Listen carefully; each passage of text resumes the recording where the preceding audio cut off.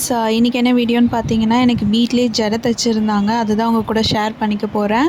வீடியோக்குள்ளே போகிறதுக்கு முன்னாடி நீங்கள் இன்னும் நம்ம சேனல் சப்ஸ்கிரைப் பண்ணலன்னா ப்ளீஸ் சப்ஸ்கிரைப் பண்ணுங்கள். இப்போ நம்ம வீடியோக்குள்ளே போகலாம்.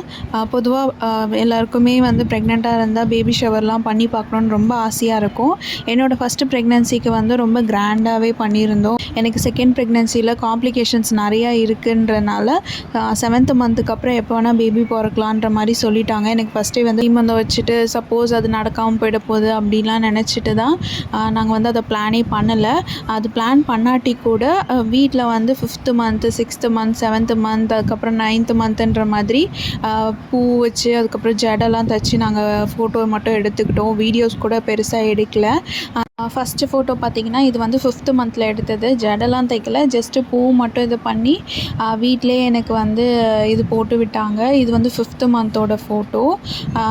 அதுக்கு அடுத்தது பார்த்திங்கன்னா 6th மந்த்லேயும் அதே மாதிரி ஜடை இது பண்ணி ஃபுல்லாக பூ அலங்காரம் பண்ணி எடுத்தது. இது ரெண்டுமே சும்மா சிம்பிளாக வீட்டுக்கு ஒரு ஆசைக்காக, ஏன்னா பேபி ஷவர் பண்ண மாட்டோன்றதுனால எங்களுக்கு முன்னாடியே நாங்கள் பிளான் பண்ணது தான். இந்த செகண்ட் ப்ரெக்னென்சிக்கு பேபி ஷவர் பண்ண முடியாதுன்றதுனால எங்களோட ஆசைக்காக 5th 6th மந்த் இந்த மாதிரி பண்ணோம்.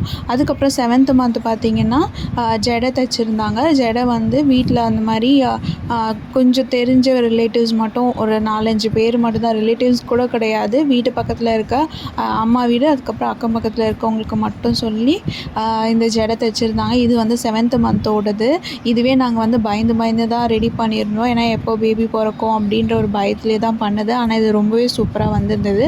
இதுவுமே ஃபோட்டோஸ் தான் நான் வச்சுருக்கேன்.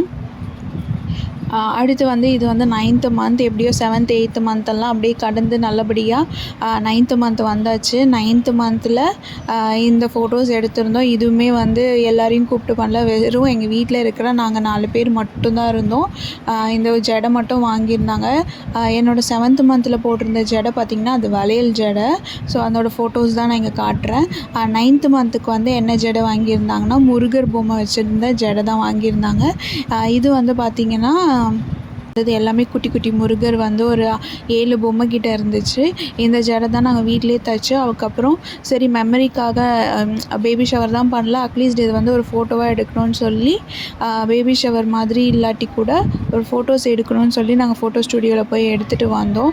அது போயிட்டு வரத்துக்குள்ளே எனக்கு அவ்வளோதான், எனக்கு அதுவே பயமாக இருந்தது. ஐயோ ஃபோட்டோ எடுத்துகிட்டு பத்திரமா வீட்டுக்கு வந்துடணுன்ற மாதிரி தான் இருந்துச்சு. என்னால் சுத்தமாக முடியாமல் தான் போய் ஃபோட்டோ எடுத்துகிட்டு வந்தேன். அதுக்கப்புறம் வீட்டில் வந்து 5 வகையான சாப்பாடு செஞ்சுருந்தாங்க. அதுதான் இதில் வந்து 3 வகையான சாப்பாடு மட்டும் தான் இருக்கும். நான் தயிர் சாதமும் சாம்பார் சாதமும் இதில் வச்சில்லை.